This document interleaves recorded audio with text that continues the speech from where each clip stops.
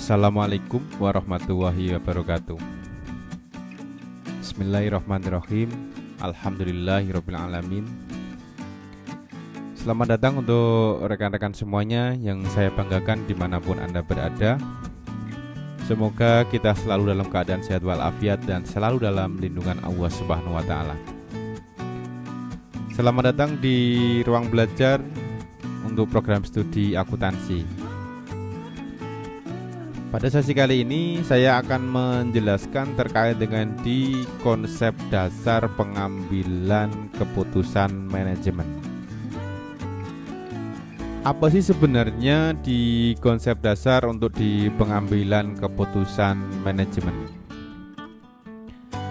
Jadi terkait dengan di sistem informasi manajemen, paling tidak mendukung dari manajemen untuk mengambil sebuah keputusan. Karena apa? Jadi perusahaan bisnis berinvestasi dalam jumlah yang sangat besar, itu kaitannya di bidang sistem informasi. Agar apa? Perusahaan itu bisa menambah atau mencapai keunggulan yang kompetitif.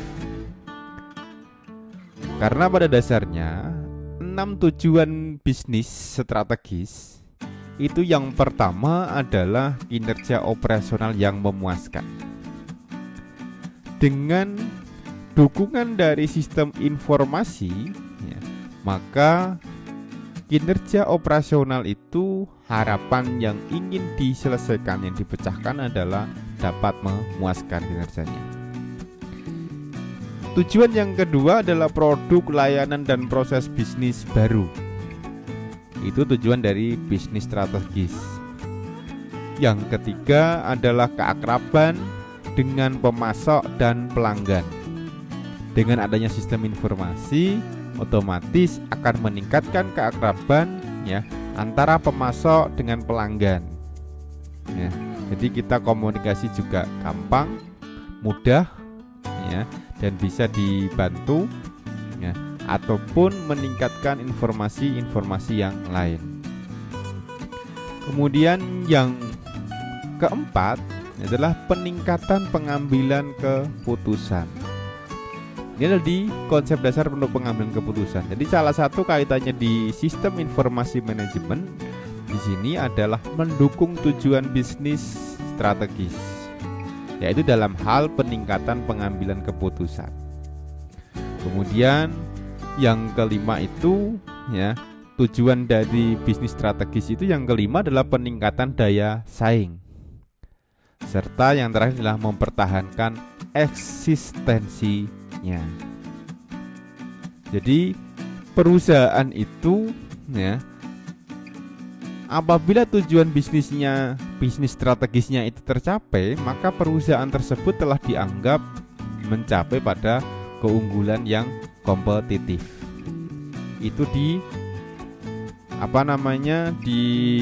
tujuan bisnis strategis. Lalu apa sebenarnya pengambilan keputusan atau decision making, pengambilan keputusan? Jadi kalau kita misalnya amati, kita rasakan, jadi mengambil keputusan itu seperti apa? Jadi seperti hanya kita itu memutuskan misalnya untuk kuliah, untuk belajar. Itu kira-kira apa sih sebenarnya keputusan kita itu? Jadi di sini pengambilan keputusan atau decision making itu dapat diartikan sebuah tindakan manajemen di dalam pemilihan alternatif untuk mencapai sasaran. Jadi tindakan manajemen dalam memilih alternatif untuk mencapai tujuan. Tindakan manajemen dalam rangka memilih alternatif dari berbagai macam alternatif yang ada. Itu pengambilan keputusan atau decision making. Maka dari itu tipe keputusan yang diambil oleh manajemen atau tipe keputusan manajemen itu juga beragam. Salah satunya ada yang namanya keputusan terprogram atau programmed decision, atau bisa disebut dengan keputusan terstruktur atau structured decision. Itu yang pertama. Yang kedua ada keputusan setengah terprogram atau semi programmed decision, atau bisa disebut dengan keputusan setengah terstruktur atau semi structured decision. Dan yang ketiga adalah keputusan tidak terprogram atau non programmed decision, atau bisa disebut dengan di keputusan tidak terstruktur atau unstructured decision. Contohnya apa? Jadi dari masing-masing keputusan tipe keputusan ini. Jadi keputusan terstruktur ya, itu merupakan keputusan yang dilakukan secara berulang-ulang dan bersifat rutin. Jadi keputusan tersebut, jadi tindakan pemilihan alternatif dari berbagai macam alternatif untuk mencapai sasaran tujuan itu dilakukan secara berulang-ulang ya, dan sifatnya adalah rutin. Kemudian selain itu prosedur untuk pengambilan keputusan ini sangat jelas karena dilakukan berulang-ulang, serta keputusan ini itu terutama dilakukan pada manajemen tingkat bawah. Hal-hal yang mungkin teknis, mudah, itu. Contohnya apa di keputusan terstruktur di sini? Misalnya, contohnya bisa dicontohkan adalah keputusan pemesanan barang dan penagihan piutang. Jadi, memesan barang dan menagih piutang. Itu kalau misalnya pada perusahaan dagang, jadi pemesanan barang itu kan kegiatan rutin dan sifatnya berulang-ulang. Nagih piutang ya, dalam perusahaan jasa maupun dalam perusahaan dagang itu juga ya, perusahaan dagang yang melakukan penjual jasa kredit itu nagih piutang kan juga rutin. Kemudian juga menentukan kelayakan lembur. Ya, lembur itu perlu dilakukan atau tidak, dan tarif lemburnya itu berapa, itu biasanya kan perusahaan udah jelas. Ada lembur per jam misalnya 10.000, 20.000, 30.000, sudah ada prosedur yang jelas ya. Kemudian keputusan untuk mengisi persediaan. Jadi persediaan itu misalnya jika sampai tinggal berapa harus diisi kembali. Itu kan bisa dilakukan berulang-ulang. Kemudian menawarkan kredit kepada pelanggan. Itu contoh-contoh keputusan terstruktur. Selain itu, ya, yang kedua tadi adalah keputusan semi terstruktur. Jadi keputusan semi terstruktur di sini itu merupakan keputusan yang memiliki sifat ya, sebagian ya, keputusan dapat ditangani oleh teknologi dan yang lain tetap harus dilakukan oleh pengambil keputusan. Ini di keputusan semi terstruktur. Sebagian mengandung terstruktur dan sebagian mengandung tidak terstruktur. Makanya keputusan ini sebagian dilakukannya oleh alat atau media lain dan sebagian dilakukan oleh pengambil keputusan. Contohnya apa? Pengevaluasian kredit. Kok bisa mengevaluasi kredit itu masuk dalam keputusan semi terstruktur? Jadi mengevaluasi kredit itu kan bisanya ya, bisa ya menggunakan alat dan juga melibatkan pengambil keputusan.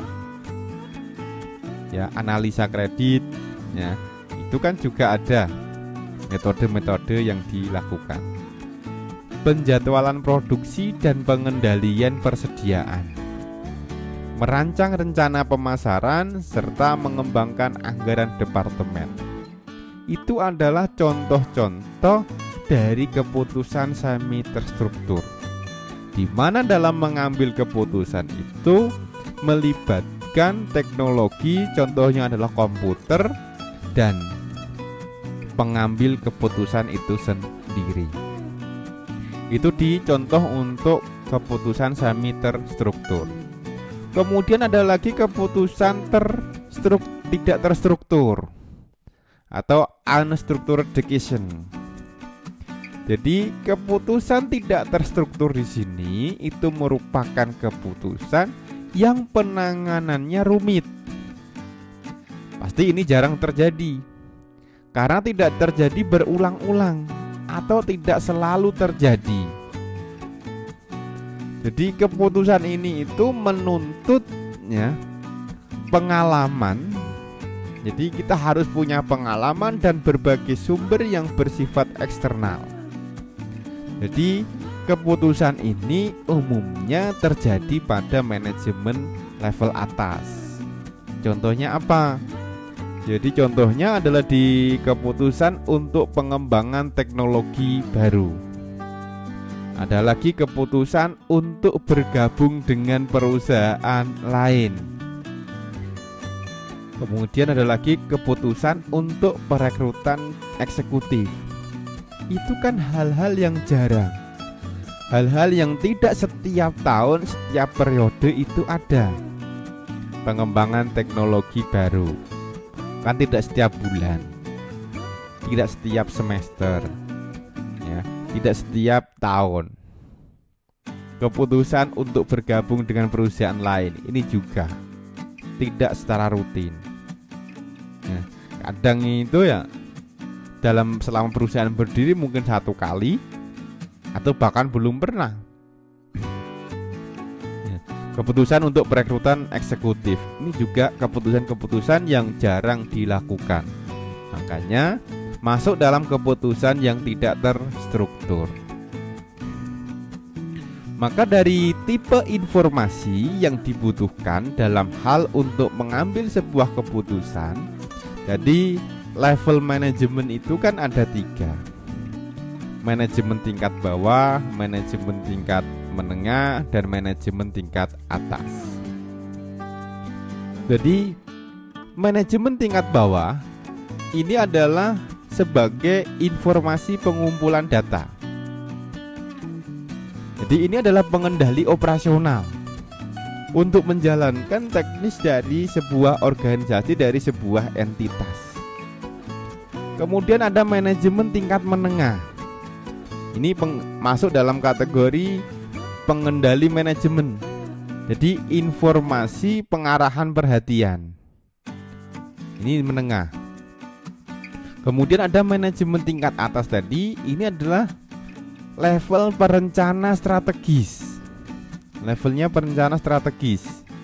Jadi informasi yang muncul adalah informasi pemecahan masalah. Informasi pemecahan masalah. Jadi sudah diambil keputusan. Ya. Maka dari itu karakteristik informasi di masing-masing level itu berbeda. Ya, masing-masing level itu berbeda. Jadi level pengendali manajemen atau pengendali operasional ataupun manajemen tingkat menengah dan bawah itu karakteristik informasinya itu terperinci, ya, tidak padat. Rinci tapi tidak padat. Terfokus, kemudian rutin, terskedul, ya, ada periodiknya, ya, historis, ya, ada riwayatnya, ya. Offline ini bisa ditangani kemudian di internal. Ini untuk manajemen tingkat menengah dan ke bawah. Sedangkan untuk manajemen tingkat atas, ya, sebagai perencanaan untuk strategis, maka karakteristik informasi yang muncul, yang disediakan adalah informasi yang sudah tersaring dan otomatis adalah padat. Cakupannya luas, ya.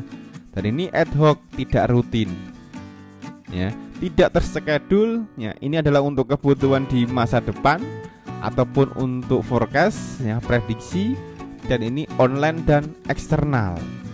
Ini karakteristik di informasi dari masing-masing, ya, tingkatan manajemen. dan di masing-masing levelnya manajemen. Ya. Maka dari itu, apa sih sebenarnya tahapan dalam mengambil sebuah keputusan? Jadi tahapan pengambilan keputusan itu ya dapat kita identifikasi menjadi 4 tahap. Yang pertama ada intelijen. Kemudian yang kedua ada desain. Yang keempat ada choice ya. Yang kelima ada implementasi.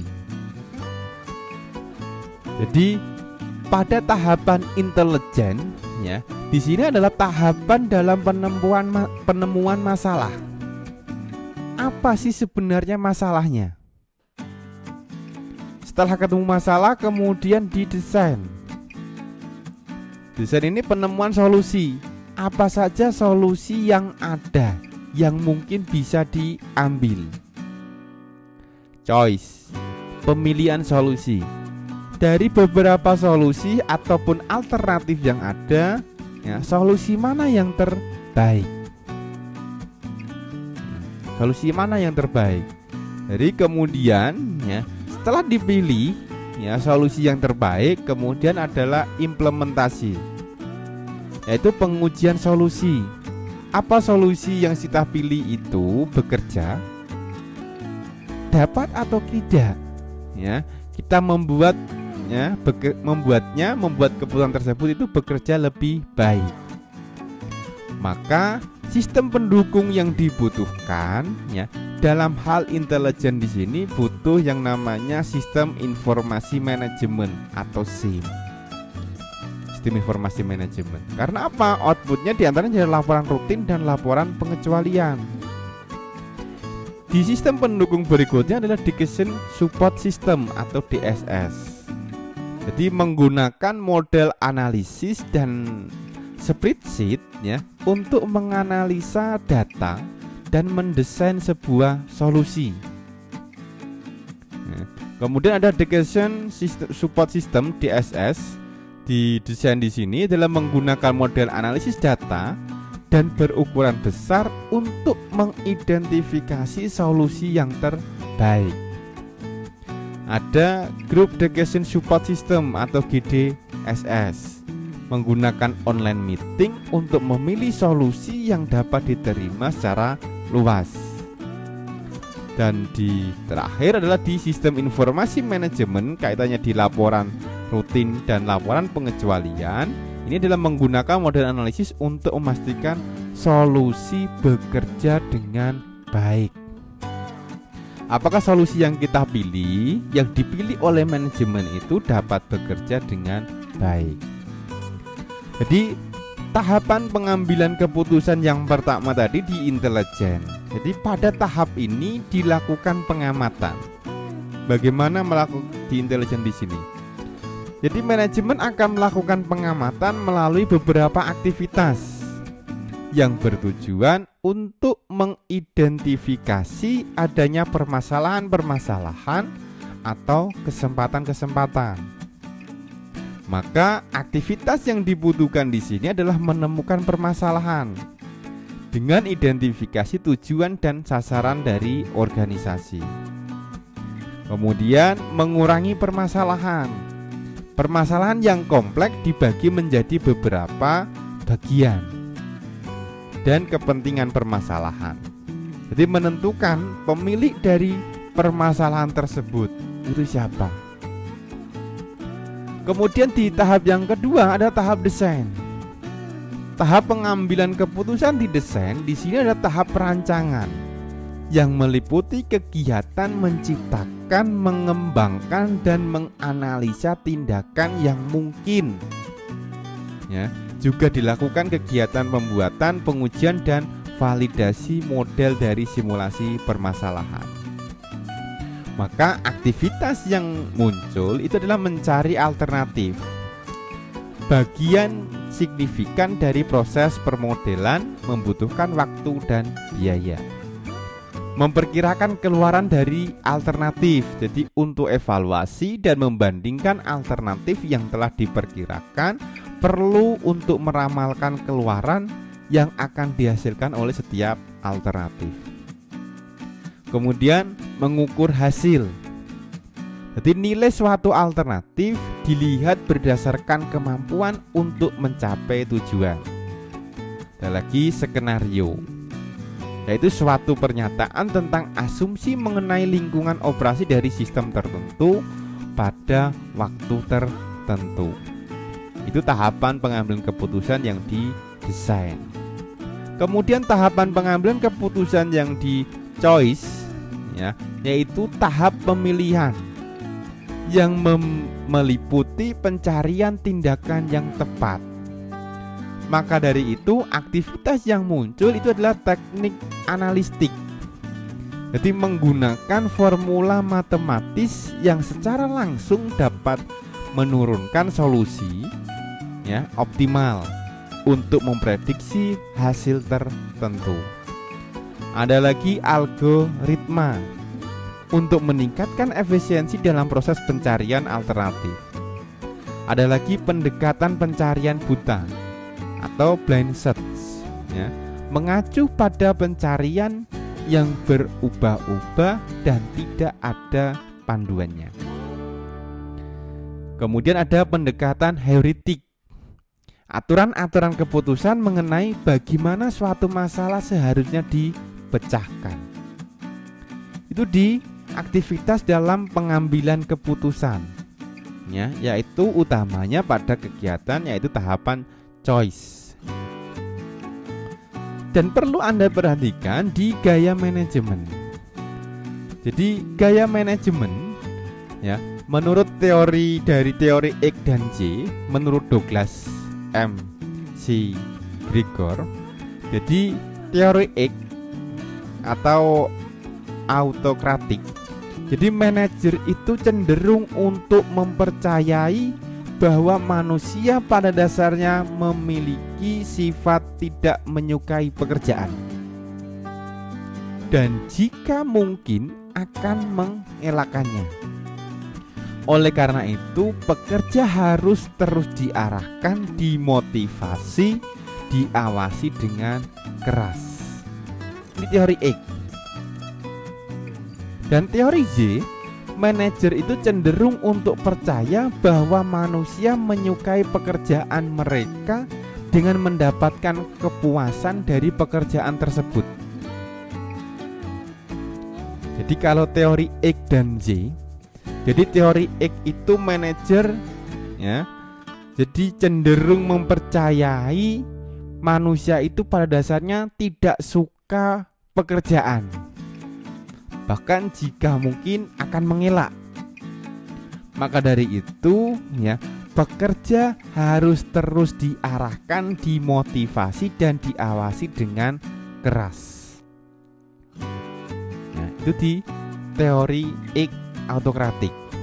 Sedangkan teori Y itu manajer cenderung untuk percaya bahwa manusia itu menyukai pekerjaan mereka dan mendapatkan kepuasan dari pekerjaan tersebut. Nah, itu di gaya manajemen. Tinggal kita mau pakai gaya yang mana. Ya, jadi gaya yang pertama itu, ya, kita mempercayai bahwa manusia itu tidak suka bekerja. Gaya yang kedua adalah kita percaya bahwa manusia itu bekerja, ya, bekerja dan mendapatkan kepuasan dari pekerjaan tersebut. Kemudian selain itu, ya, gaya manajemen lagi itu MBE dan MBO, ya. Jadi manajemen by exception dan manajemen by objective. Jadi gaya manajemen dari manajemen by exception, jadi gaya manajemen MBE itu adalah bentuk pengawasan manajemen di mana perhatian manajerial difokuskan pada besarnya penyimpangan dari standar. Jadi kalau penyimpangan dari standar itu tinggi, maka pengawasan manajemen itu tinggi. Kemudian ada manajemen by objective. Ini digunakan untuk mengarahkan dan mengevaluasi kinerja pekerjaan yang mempunyai kemampuan untuk mengawasi dirinya sendiri. yaitu khususnya pada pekerja yang teorize, mengawasi diri sendiri. Jadi manusia itu akan mendapat kepuasan jika pekerjaannya itu dilakukan, diselesaikan. Ya, itu. Jadi menyukai pekerjaan. Itu. Jadi manajer tingkat atas sebagai perencana strategis, ya, itu akan membutuhkan sebuah sistem informasi, ya, di mana sistem informasi fungsional itu di fungsi-fungsi organisasi itu ada beberapa sistem. Semuanya digunakan. Jadi ada manajer tingkat atas itu pada level perencana strategis, manajer tingkat menengah itu pengendali manajemen, dan manajer tingkat bawah adalah pengendali operasi. Sedangkan sistem-sistem informasi fungsional di fungsi organisasi, ya, jadi menurut fungsinya, fungsi organisasi adalah fungsi keuangan, fungsi pemasaran, fungsi produksi, dan fungsi SDM. Maka sistem informasi otomatis ada sistem informasi keuangan, sistem informasi pemasaran, dan sistem informasi produksi, serta sistem informasi sumber daya manusia, dan kesemuanya itu ada di dalam sistem informasi akuntansi. Jadi dicakup, ya, informasi keuangan, nah itu diimplementasikan di situ. Ya. Jadi sistem informasi di tingkat manajemen, jadi level perencana strategis, ya, itu kalau menurut Office Automatic System (AOS), ya, jadi level perencana strategis itu adalah Executive Information System (EIS). Level pengendali manajemen itu ada DSS, GSS, ada GIS, ya, ada ES, ada ANN. Level pengendali operasional itu ada Transaction Processing System (TPS), ERP, Process Control System atau PCS. Jadi level manajemen untuk tingkat atas, tingkat menengah, tingkat bawah itu memiliki perbedaan, ya, untuk sistem-sistem informasi di tingkat manajemen.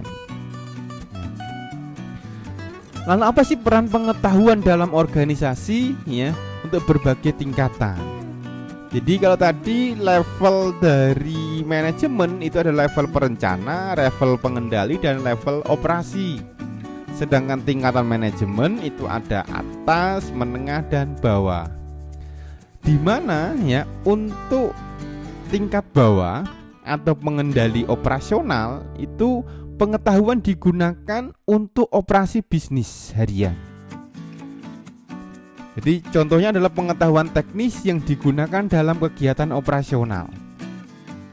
Sedangkan di manajemen tingkat menengah, ini level untuk pengendali manajemen, ini adalah organisasi perlu mengidentifikasi dan merumuskan pengetahuan yang ada, mendapat pengetahuan baru untuk digunakan pada masa depan, mengklasifikasi pengetahuan tersebut, dan membangun sistem informasi untuk menyimpan dan mengolah pengetahuan. Ya. Jadi itu bisa disebutkan terkait dengan kegiatan-kegiatan yang mendukung di level taktis tersebut. Ya.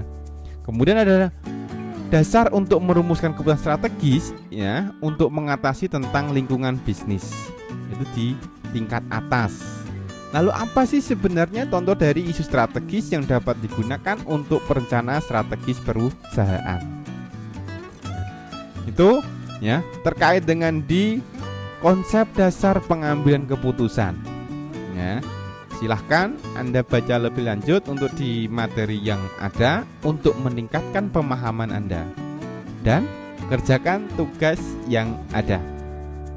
Ya, saya cukupkan untuk penjelasan saya.